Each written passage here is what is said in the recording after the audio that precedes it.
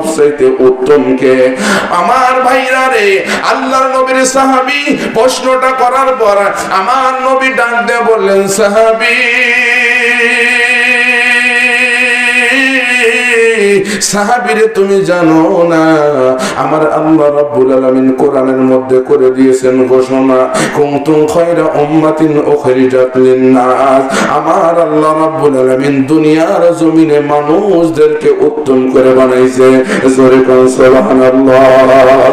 তিনি খালিক, তিনি মালিক, তিনি খালিক, তিনি মালিক, তিনি দুনিয়ার মহাজন, যার সাথে মোর বান্দায় আছে মন, যার সাথে মোর বান্দায় আছে মন।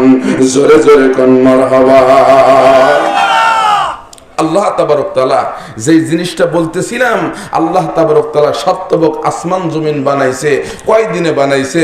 আবু বকর সিদ্দিক রাদিয়াল্লাহু তাআলা বলেন, নবী আপনার কাছে জানতে চাই, সাতবক আসমান জমিন বানাইতে আল্লাহর কতদিন সময় গেছে জানার দরকার আছে না নাই? যেরকম আছে না নাই? কিন্তু সমস্যা হলো একটা, এ দুনিয়ার জমিনে আল্লাহর মতো জ্ঞানী, আল্লাহর মতো বাদশাহ, আল্লাহর মতো ক্ষমতাশীল দুনিয়ার জমিনে আর কেউ আছে? আর যেরকম আছে? আল্লাহ বলেছেন, তাবারাকাল্লাযী বিয়াদিল মুলক ওয়া হুয়া আলা কুল্লি শাইইন কদির। দুনিয়ার মানুষ পরিষ্কার রূপে শুনিয়ে নাও, দুনিয়ার যাহা কিছু আছে সব কিছুর মালিক কে? আল্লাহ। আর যেরকম সব কিছুর মালিক আল্লাহ। কষ্ট লেগেছে আমার ওই জায়গার মধ্যে, বাংলাদেশের একজন বাউল, সোহাগ ভাই ফেসবুক ঘাটে জানে, যারা ফেসবুক ঘাটে তারা জানে, আবুল বাউল, আবুল সরকার বাউল, উনি বলে দিয়েছে আল্লাহর কথার কোনো গুয়া মাথা নাই। নাউজুবিল্লাহ বলেন।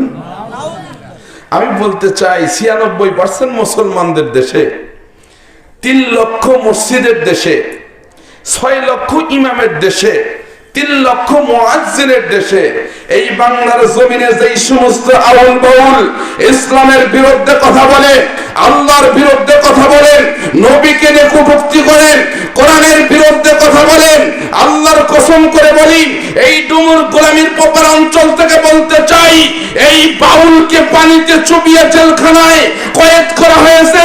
ডক্টর ইউনূসকে বলি, শুধু কয়েদ করে লাভ নাই, ফাঁসির মঞ্চে কোরআনকে অবমাননা করার কারণে, আল্লাহকে কটূক্তি করার কারণে আমার মনে হয় ফাঁসির মঞ্চে তাকে ঝুলিয়ে মেরে ফেলা উচিত। কথা বলেন ঠিক না বেটা? কত বড় স্পর্ধা! ৯৬% মুসলমানদের দেশে মানুষ হয়তো বা ৫ ওয়াক্ত নামাজ না পড়তে পারে, আমার মতো আশরাফ আলী সিরাজি এক মসজিদের ইমাম, এক মসজিদের খতিব, আমি ওয়াজ করে বেড়াইতে পারি, আমি যদি আল্লাহর বিরুদ্ধে কথা বলি, যেই মানুষ নামাজ না পড়ে সেও কিন্তু আমাকে সাথ দেবে। আরো যেরকম সাথ দেবে। সম্মানিত ভাই সকল, বিশ্বনবী মুহাম্মদ রাসূলুল্লাহ সাল্লাল্লাহু আলাইহি ওয়াসাল্লাম জানিয়েছে, ওই মানুষটাই তো সবচেয়ে সম্পদশালী মানুষ, যে মরার সময় মুখের ভিতরে কি নসিব হয়? সবাই জোরে বলেন, কি নসিব হয়? আমার ভাইরা, আমার বন্ধুগণ, খুব লম্বা সময় নয়, আপনাদেরকে বোঝানোর জন্য বলছি। আল্লাহ ডাক দিয়ে বললেন, নবীজি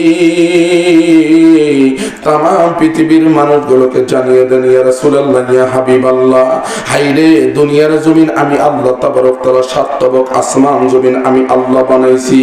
একদিনে বানাই নাই, 2 দিনে বানাই নাই, এই দুনিয়ার জমিন বানাইতে আমি আল্লাহ রাব্বুল আলামিন 6 দিন সময় লেগেছে।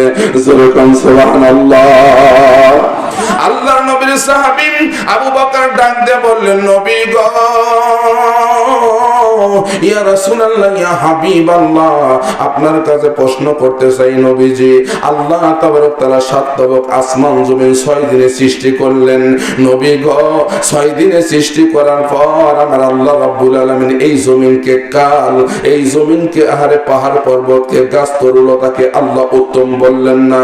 হুজুর, কিন্তু দুনিয়ার জমিনে আমার আল্লাহ রাব্বুল আলামিন মানুষগুলোকে দুনিয়ার জমিনে প্রেরণ করে দিলেন, কিন্তু এই মানুষগুলোকে উত্তম বললেন কারণ কি?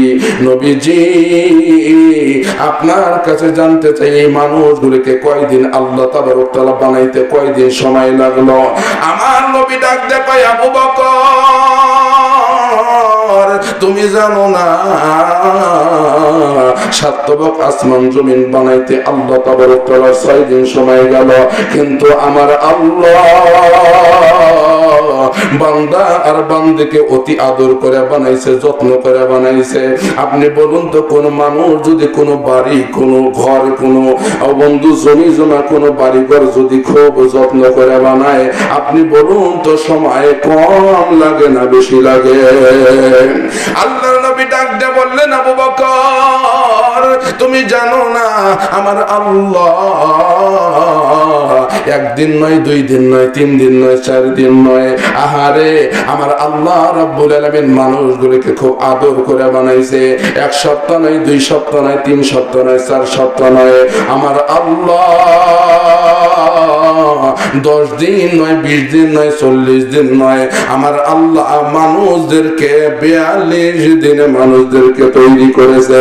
জোরে কান সুবহানাল্লাহ। কয় দিনে? সবাই কথা বলেন, কয় দিনে? আল্লাহর নবীর সাহাবী আবু বকর ডাক দিয়ে বলল, নবী গো, ইয়া রাসূলুল্লাহ, ইয়া হাবিবাল্লাহ, দুনিয়ার জমিনে মানুষ, একটা মানুষ 3.5 হাত বডি বানাইলো। নবীজি, ইয়া রাসূলুল্লাহ, ইয়া হাবিবাল্লাহ, 42 দিন সময় লাগলো, বুঝতে পারলাম না।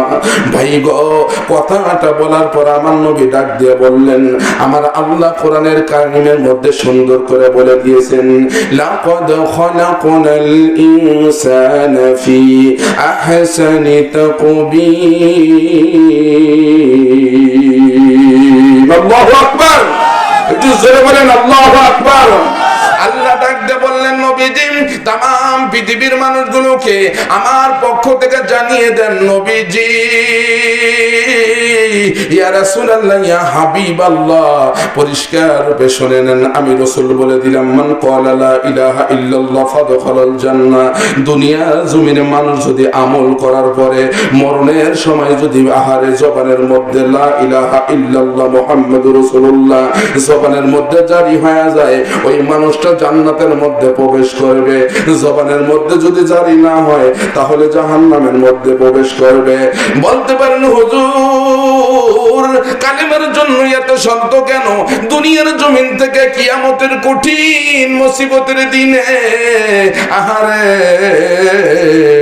কতগুলি গোলাম হাসতে হাসতে জান্নাতের মধ্যে চলে যাবে, আবার কতগুলি মনিব হাসতে, কতগুলো মনিব আহারে জাহান্নামের দিকে চলে যাবে। ভাইরে, দুনিয়ার জমিনে আমরা তাকায় দেখলাম মনিবের দাম বেশি। ও বন্ধু, মনিবের দাম বেশি কিন্তু গোলামের দাম কম। কিন্তু কিয়ামতের আদালতে গোলামগুলি জান্নাতে চলে যাবে। বলতে পারেন, হুজুর কোন গোলাম দুনিয়ার জমিন থেকে বিদায় গ্রহণ করার পর আহারে কিয়ামতের আদালতে জান্নাতে চলে যাবে? ভাই গো, নবীজির একজন সাহাবী, তার নাম হলো হযরতে বেলাল। সুবহানাল্লাহ। আপনি বলুন তো, গোলাম মনিব ছিল না গোলাম ছিল? সবাই বলেন, হযরতে বেলাল মনিব ছিল না গোলাম ছিল? গোলাম ছিল। কিন্তু কিয়ামতের আদালতে হযরতে বেলাল রাদিয়াল্লাহু তাআলা আনহু হাসতে হাসতে জান্নাতে চলে যাবে, কিন্তু তার মনিব উমাইয়া চোখ ঘষতে ঘষতে, চোখের পানি ফেলতে ফেলতে জাহান্নামে চলে যাবে। কথা ঠিক না ঠিক? আরো জোরে কোন, ঠিক না ঠিক? গভীর মনোযোগ দিয়ে শুনবেন আমার ভাইরা রে, আমার বন্ধুগণ, এই কালেমার কথাই আপনাদেরকে বলতেছি। ভাই গো, কোন মানুষ যদি কালেমা পড়ে, তার কলিজার মধ্যে শান্তি লাগে কি লাগে না? আরো সুরে বলেন, শান্তি লাগে কি লাগে না? দুনিয়ার জমিনে মানুষ গান শোনে, আরে একটা গান একদিন, একটা গান 2 দিন, একটা গান 3 দিন, একটা গান 4 দিন, একটা গান 5 দিন, তারপরে ভালো লাগে না। ভাই গো, দুনিয়ার জমিন সৃষ্টি হওয়ার লগ্নে থেকে এই কালেমা আহারে জারি হয়। মানুষ যখন ওয়াজ মাহফিলে বসে, মসজিদে যায়, জিকির করে লা ইলাহা ইল্লাল্লাহ মুহাম্মাদুর রাসূলুল্লাহ, আপনি বলুন তো, মানুষের ভালো লাগে না খারাপ লাগে? আরো জোরে কোন, ভালো লাগে না খারাপ লাগে?